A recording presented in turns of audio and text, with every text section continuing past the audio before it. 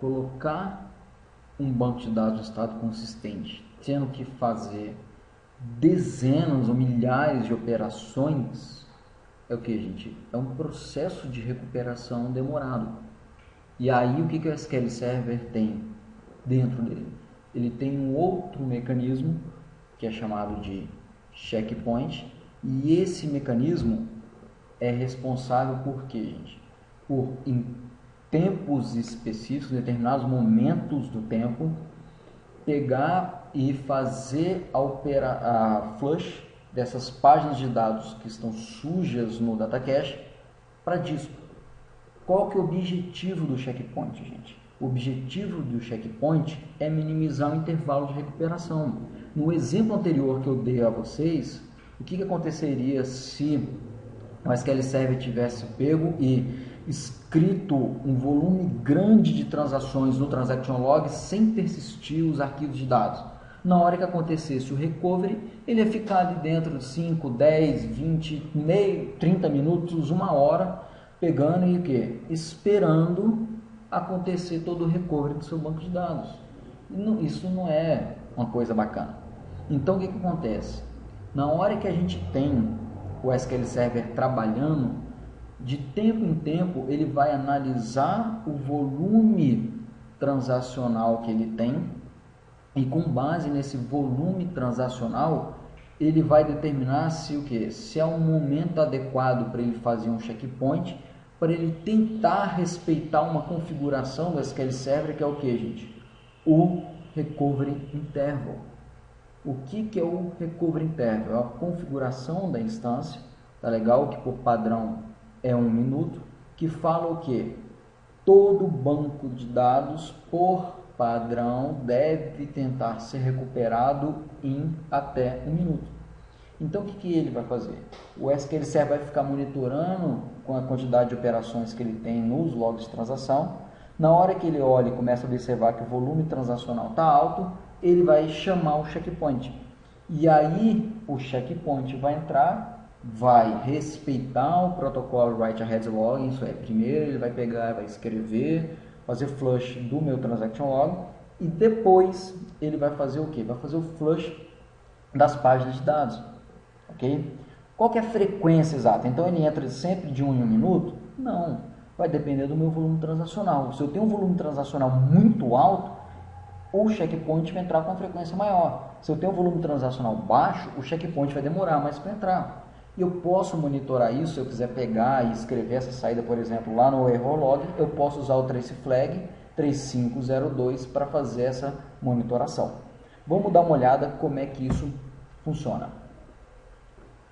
Estou pegando aquele mesmo exemplo, que é o exemplo do funcionamento que a gente viu agora há pouco, e estou pegando e trabalhando com um VDate onde o ID é maior do que 10.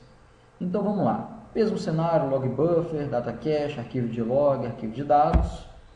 Começou a executar aquela operação, eu tenho a entrada do begin transaction, eu preciso carregar as páginas que serão atualizadas para o data cache. Então estou fazendo a carga dessas páginas aqui, então estou tirando o disco, estou colocando em cache, e depois começa o que? Eu começo a fazer as operações de atualização dos registros que estão nessas páginas.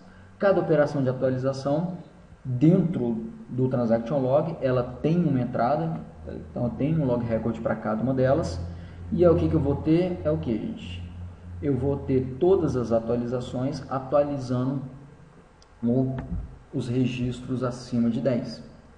Agora, chega um determinado momento, o que a SQL Server vai reparar?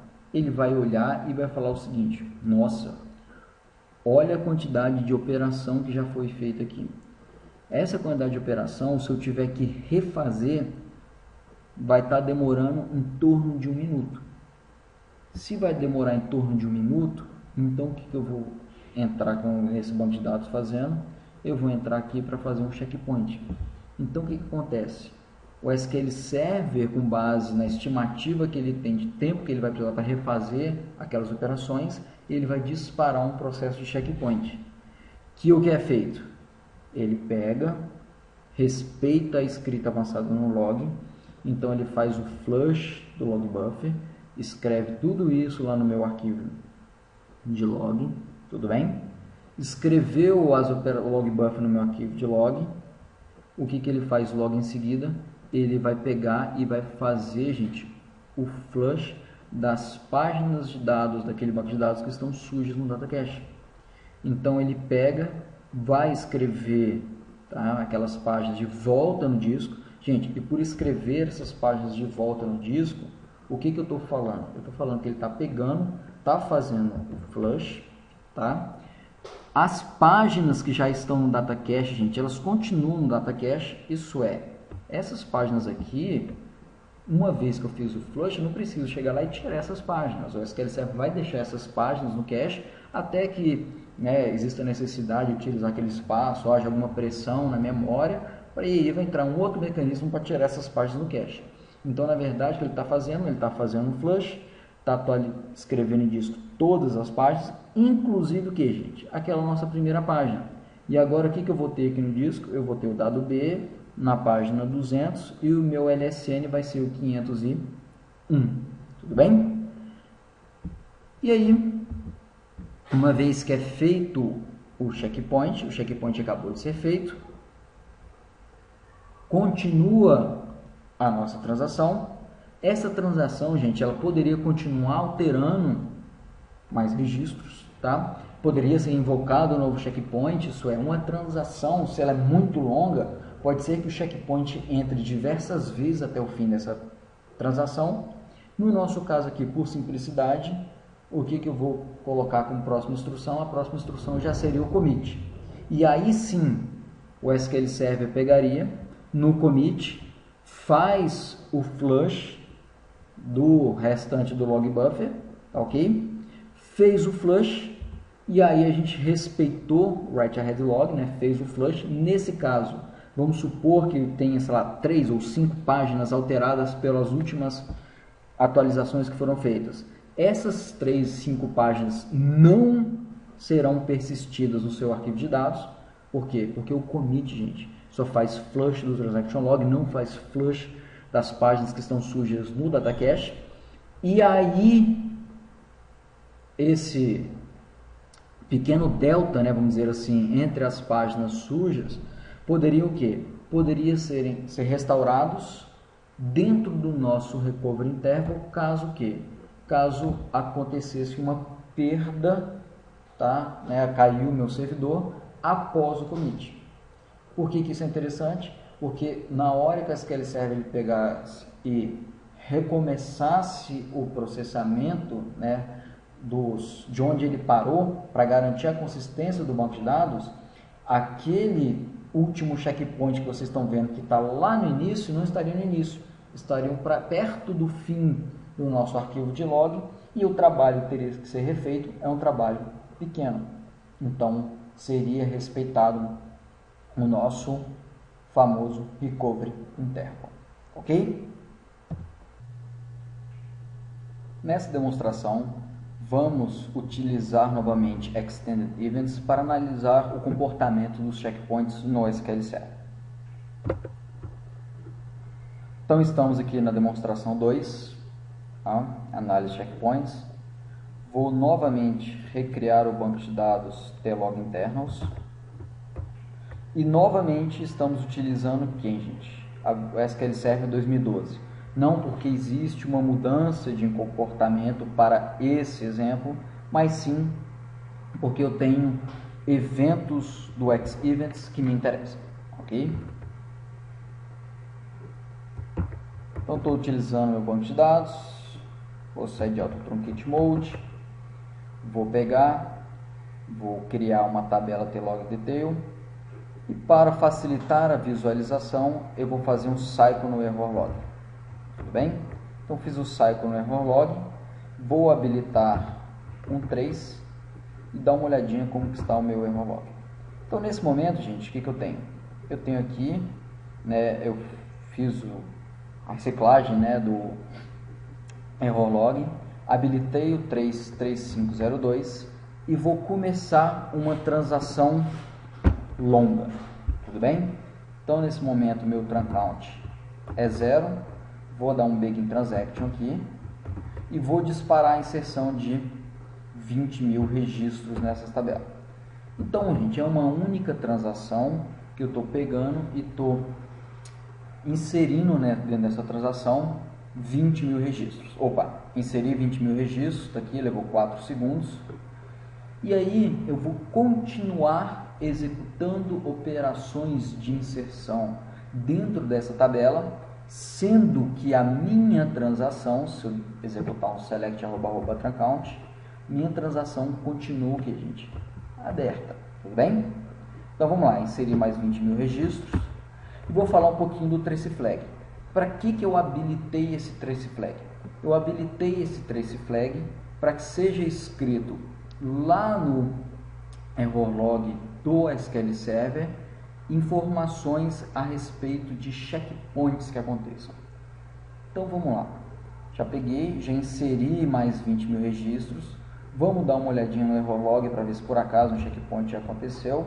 Opa, o checkpoint aconteceu. Então olha só, o que eu tenho aqui no error log? Gente, olha que bacana, o que o trace flag me retorna?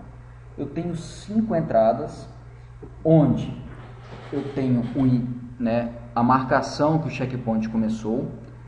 Depois que o checkpoint começou, o que o SQL Server faz? Ele vai lá no log de transação e marca que houve o início do checkpoint, tudo bem? E depois ele faz o quê? Ele continua a execução do checkpoint. O que a gente sabe que a execução do checkpoint faz, gente? Bom, ele faz aquela escrita avançada no log, né? A gente vai ver que isso aí já, na verdade, isso já aconteceu até, né? Faz o flush dessas páginas para o arquivo de log e depois ele vai fazer o que? Ele vai pegar e vai fazer o flush das páginas de dado para o arquivo de dados. Uma vez que ele acabou de fazer o flush das páginas que estavam sujas, né, desse banco de dados no meu data cache, ele pega e finaliza o checkpoint. Tudo bem? Então eu vou pegar e vou guardar essas informações aqui pra gente. Então tá aqui as informações do que aconteceu, tá? O banco de dados 16, gente, é claro que o banco de dados, esse meu tlog internos. E aí, só agora eu vou pegar e vou fazer um commit da minha transação. Tudo bem? Então eu fiz o commit da transação. Então o que a gente vê aqui? A gente vê que o checkpoint entrou porque o SQL Server analisou que o volume transacional estava alto, mesmo antes de eu executar um commit. Ele fez o que? Para poder fazer o flush das páginas de dados, ele tem que primeiro fazer o flush do log. Então ele vai fazer o flush do log e aí, depois que ele fez o flush do log, ele fez o flush das páginas de dados. Mas como que eu vou provar isso para vocês? Porque nesse exemplo eu só mostrei que aconteceu um checkpoint, mas eu não mostrei a ordem dos flushes. Para fazer isso, eu vou utilizar aqui nosso famoso X-Events. Então eu vou primeiro executar aqui um checkpoint, tá? Só para a gente estar num contexto bem controlado.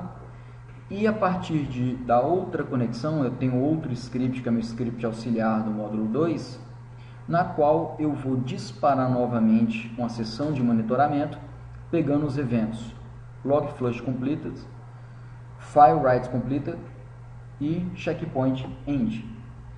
Então vamos lá, gente. Vou pegar, vou disparar essa minha sessão de monitoramento, está rodando minha sessão de monitoramento, e agora eu vou voltar lá no meu script original e vou simular aquele caso. Por que eu estou simulando aquele caso? Porque eu vou começar uma transação, vou inserir somente 2 registros, que, gente, em condições normais não seriam suficientes para disparar um checkpoint, mas aí eu vou forçar o comando de checkpoint. Então esse checkpoint que eu escrevi na tela, eu estou forçando o comando de checkpoint. Por quê? Porque eu quero manter a sanidade. Imagina eu começar a olhar um XML com vocês, com mais de, sei lá, 50.000 entradas, a gente vai ficar o resto da semana aqui só olhando para esse XML.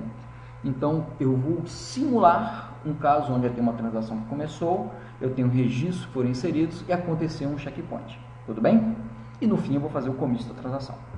Então vamos lá, executei essas operações.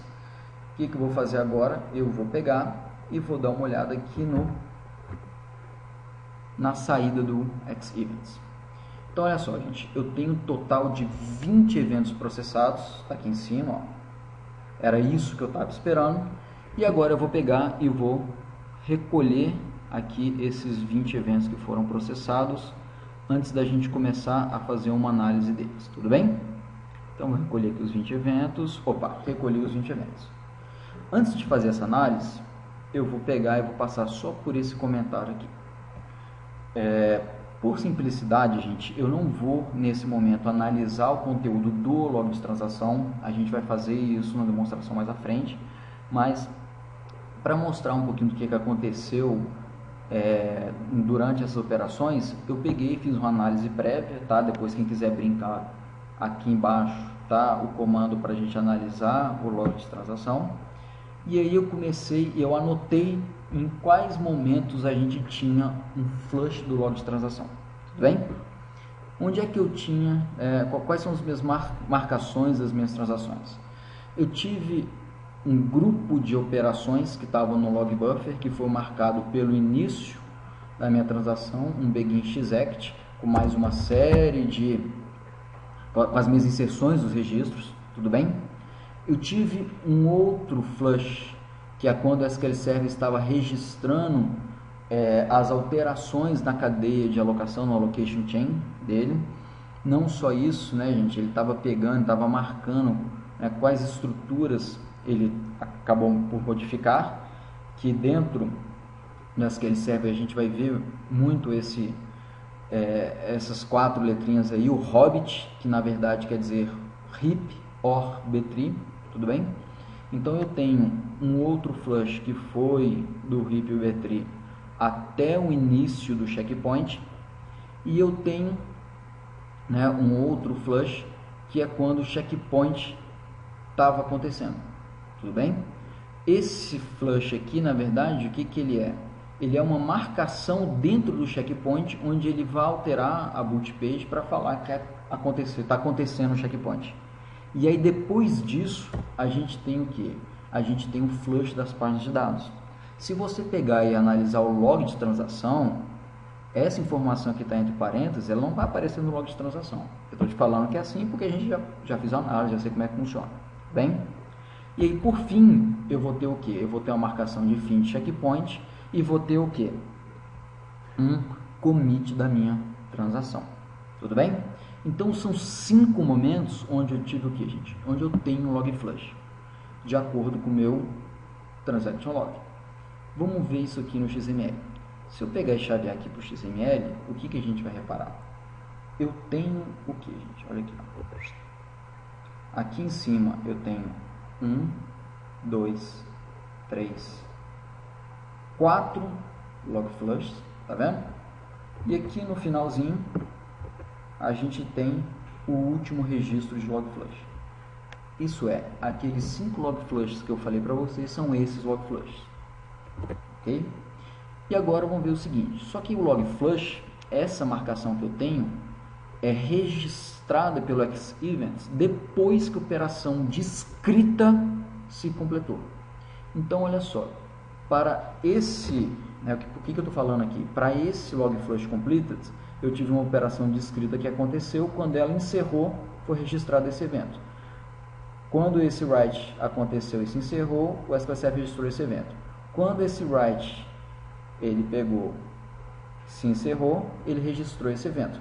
Então, o que eu imagino? Que esses 3 operações de escritos aqui sejam feitos escritos no arquivo de log.